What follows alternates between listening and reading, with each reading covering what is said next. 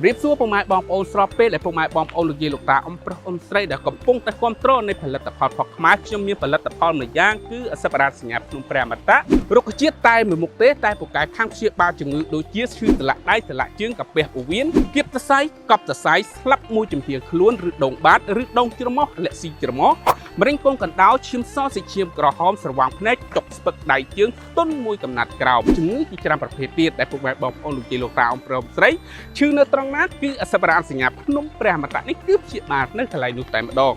ចំពោះអសបរាសញ្ញាភ្នំព្រះអមតៈមានលក់នៅខាងជើងវត្តសន្សំកសលបាទចម្ងាយជា500ម៉ែត្រតែប៉ុណ្ណោះដែលមានផ្ទះលេខ87អឺ0ផ្លូវ16ពេទេសង្កាត់បឹងតំពុនឋានមានជ័យរាជធានីភ្នំពេញបើសិនពុកម៉ែបងប្អូនលោកយាយលោកតាអ៊ំប្រុសអ៊ំស្រីនៅតាមបណ្ដាខេត្តចង់ជាវតែអត់មានពេលវេលាមកដល់ទីតាំងផ្ទាល់ខាងក្រុមហ៊ុនក៏មានសេវាកម្មផ្ញើជូន24